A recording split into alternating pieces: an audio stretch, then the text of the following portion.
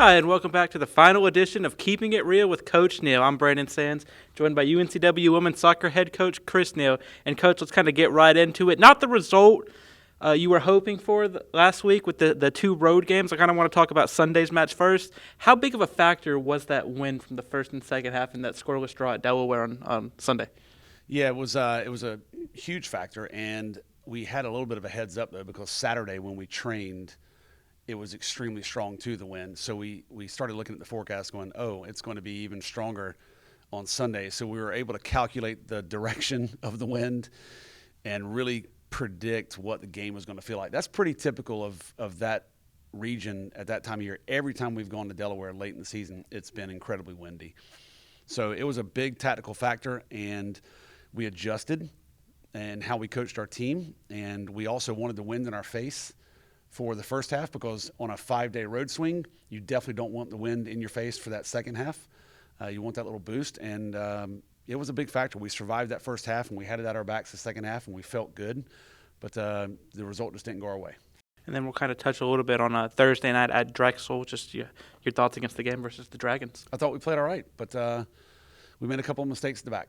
And that's soccer sometimes. You chalk it up, you move on, you scratch your head. And I've been doing this long enough, and I told the team this. I said I was really proud of their effort. I was proud of some of the things they accomplished on the field that night. But sometimes things just don't go your way. It's not – the stars aren't aligned, and that was one of those nights.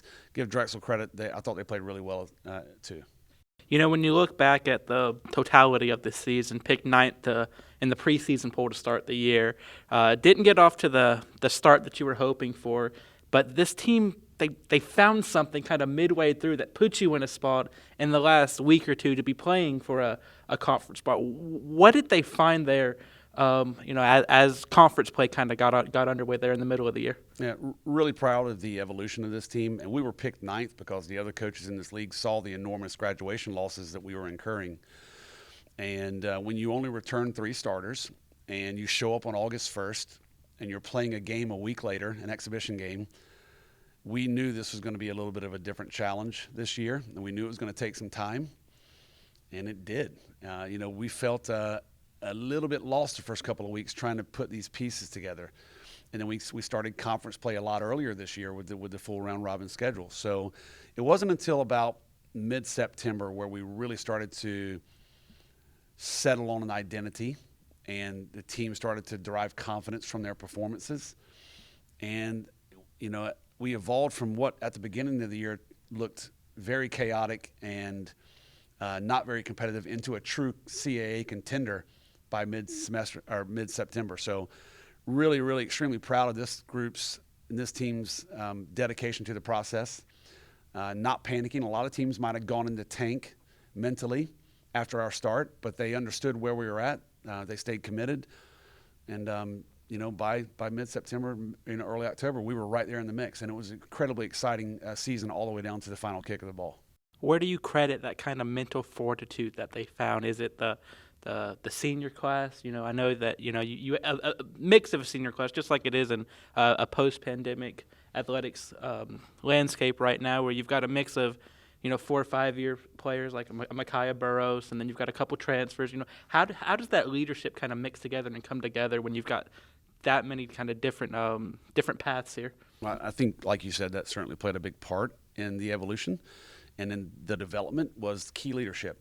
We had great leaders, Bentley, Micaiah, Kennedy, Hannah Wise, and then we had some influential juniors like Kayla Burrows, and they really steadied the ship in some rough seas early on, and just kept it moving forward. So really, really happy with what they did for us.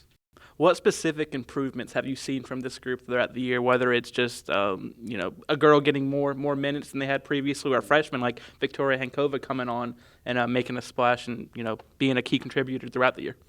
Well, a lot of areas improved throughout the season, but I think specifically, if you look at one category that's a little bit different than it was when we started the season, defensively we were a little loose to begin the year, and we were conceding a lot of goals. And as we moved into conference play, defensively, we really put things on lockdown. And defensively, we saw improvements in shutouts. We had 2 more shutouts in league play than we had last year. Our goals against average went down.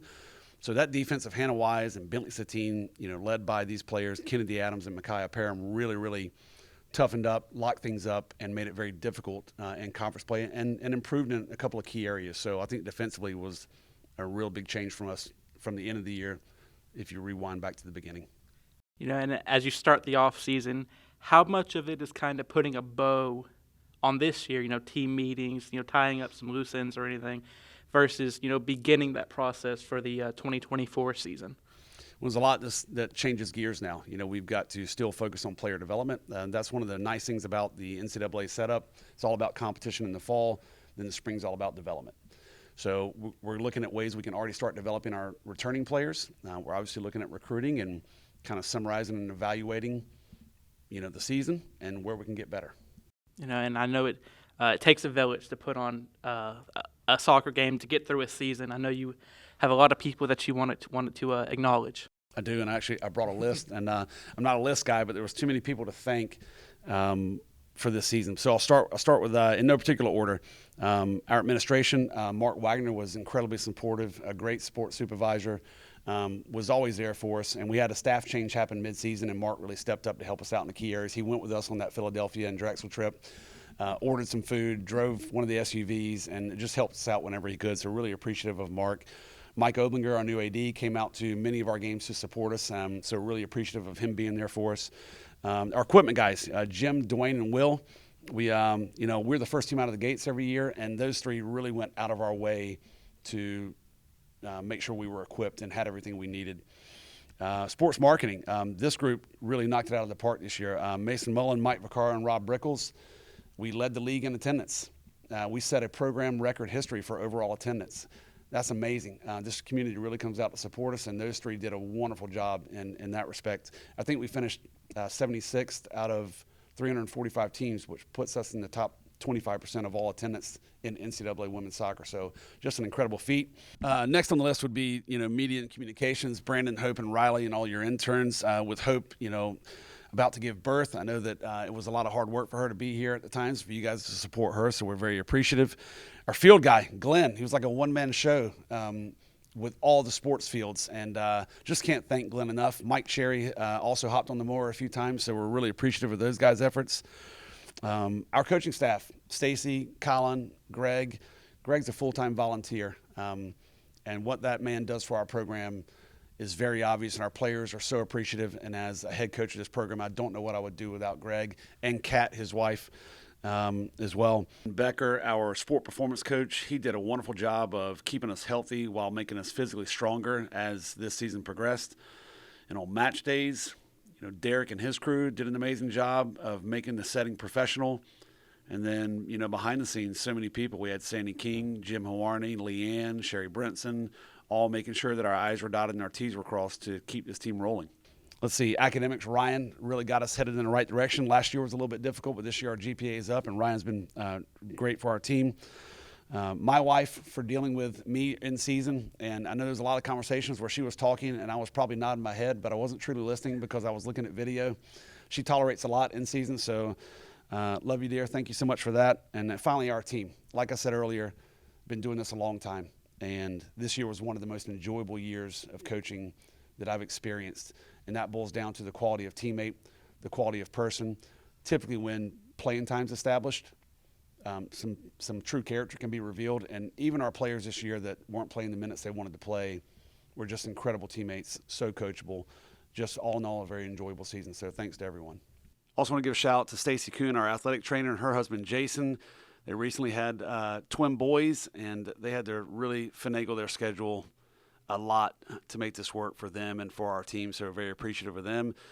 And also to Jess Barnes, Coach Colin's wife.